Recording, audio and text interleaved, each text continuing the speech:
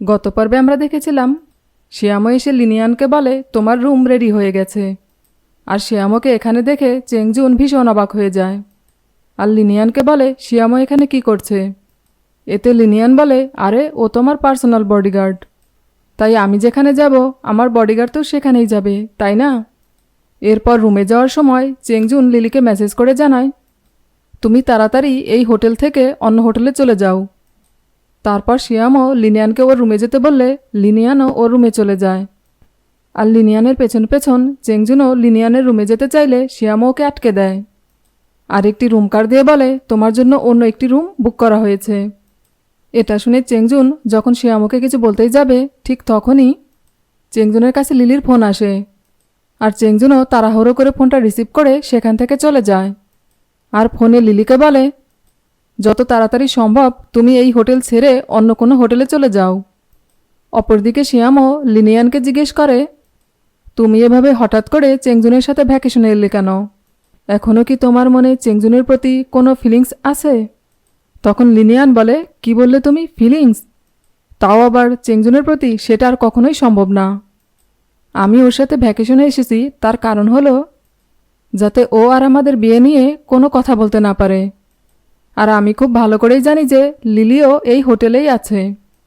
ঠিক তখনই লিনিয়ানের কাছে চেংজুনের মেসেজ আসে যাতে লেখা থাকে তুমি একটু নিচে আসো, আমি তোমার জন্য একটি সারপ্রাইজ রেখেছি। আর এতে লিনিয়ান নিচে চলে যায়। আর সেখানে গিয়ে ওর একটু অদ্ভুত লাগে।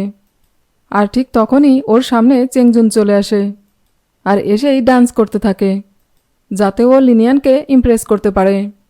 কিন্তু ওর ডান্স দেখে লিনিয়ান হাসতে থাকে। এরপর ডান্স শেষ করে চেংজুন লিনিয়ানকে কিস করতে যায়, কিন্তু লিনিয়ান ওকে থামিয়ে দিয়ে ওর সাথে একটি ঘনিষ্ঠ ছবি তুলে।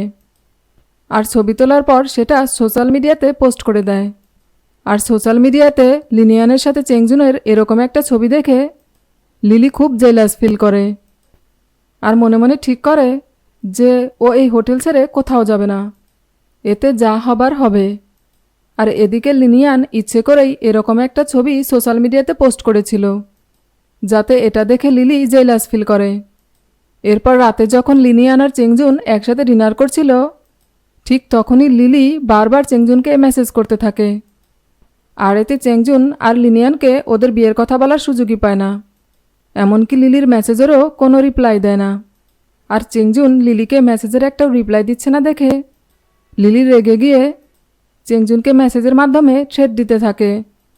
আর এতে চেংজুনও ভীষণ ভয় পেয়ে যায়। আর তাইও লিনিয়ানকে রেখে লিলির সাথে দেখা করতে যায়।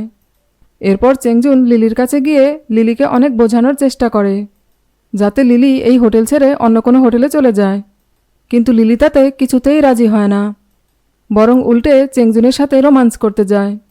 আর তখনই চেংজুনের কাছে লিনিয়ানের ফোন আসে। আর লিনিয়ান চেংজুনকে বলে কি হলো, কোথায় তুমি?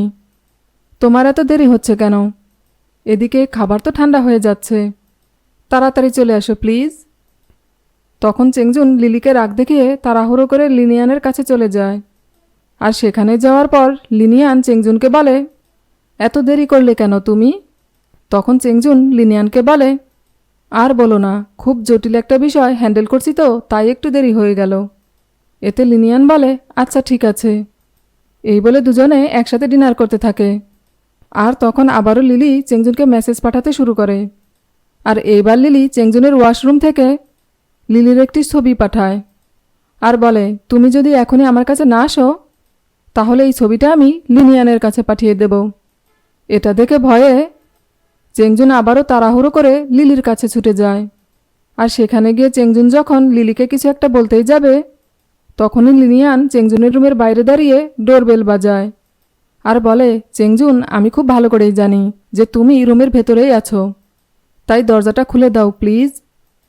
আর এতে ভয়ে চেংজুন লিলিকে ওয়াশরুমে আটকে রেখে রুমের দরজা খুলে দেয়। আর লিনিয়ানকে বলে তুমি এখানে কেন এসেছো? তখন লিনিয়ান বলে আসলে কি বলো তো, আমার না তোমাকে নিয়ে ভীষণ চিন্তা হচ্ছিল, তাই এখানে চলে এলাম। এই বলে লিনিয়ান চেংজুনের রুমে ঢুকে যায় আর এদিক ওদিক তাকিয়ে লিলিকে খুঁজতে থাকে, কারণ লিনিয়ান খুব ভালো করেই জানে যে রুমের ভেতরে লিলি রয়েছে। এরপর লিনিয়ান চালাকি করে চেংজুনকে বলে তোমার রুমটা না আমার রুমের চেয়েও অনেক সুন্দর। এই বলে রুমের সব দিকে তাকিয়ে লিলিকে খুঁজতে খুঁজতে ওয়াশরুমের দিকে চলে যায়। আর ওয়াশরুমে গিয়ে লিলিকে বাথটাবে লুকিয়ে থাকতে দেখে। আর সেজন্য ও খুব ধীরে ধীরে ওয়াশরুমে ওর হাত ধুতে থাকে। এইভাবে লিনিয়ান অনেকটা সময় ওয়াশরুমে থাকার পর চেংজুনকে বলে, আমার পেট ভরে গেছে, তাই আমি এখন ঘুমোতে যাচ্ছি। এই বলে সেখান থেকে চলে যায়। আর লিনিয়ান চলে যাওয়ার পর লিলি বাথটাবের ভেতর থেকে উঠে আসে, কিন্তু এতক্ষণ পানি নিচে থাকার জন্য ওর অবস্থা ভীষণ খারাপ হয়ে যায়। আর এতে চেংজুন নিজে লিলিকে নিয়ে হসপিটালে না গিয়ে ওকে একটা গাড়িতে তুলে দেয়। আর তখন লিলি চেংজুনকে কিছু একটা বলার চেষ্টা করে, কিন্তু ওর মুখ থেকে কোনো আওয়াজ না বেরিয়ে বাবলস বেরোতে থাকে। আর এই সব কিছু দূরে দাঁড়িয়ে লিনিয়ান দেখতে থাকে আর মনে মনে হাসতে থাকে। আর ঠিক তখনই সেখানে শিয়ামও চলে আসে আর এসে ওর হাত ধরে টেনে সেখান থেকে একটু দূরে নিয়ে যায়। আর লিনিয়ানকে ফোনে চেংজুন আর লিনিয়ানের সেই ছবিটা দেখিয়ে বলে, তুমি কেন চেংজুনকে তোমার গালে কিস করতে দিলে? তখন লিনিয়ান বলে, ও তো শুধু আমার গালেই কিস করেছে, এটা আমার কাছে তেমন কোনো বিষয়ই না। আর তাছাড়া আমি এ সব কিছু করেছি শুধুমাত্র লিলিকে জেলাস ফিল করানোর জন্য। এটা শুনে শিয়ামও ভীষণ রেগে যায় আর লিনিয়ানকে বলে, তার মানে যে কেউই এসে তোমাকে কিস করতে পারে আর এতে তোমার খারাপ লাগবে না, তাই তো? এতে লিনিয়ান বলে, হ্যাঁ। এটা শুনে শিয়ামও লিনিয়ানকে কিস করে দেয়। আর এতে লিনিয়ান অনেক রেগে যায় আর রেগে গিয়ে শিয়ামোকে একটা থাপ্পড় মারে। ভিডিওটি যদি আপনাদের ভালো লেগে থাকে তাহলে এর পরের পর্বগুলো দেখার জন্য চ্যানেলটি লাইক, শেয়ার, কমেন্টস এবং সাবস্ক্রাইব করবেন।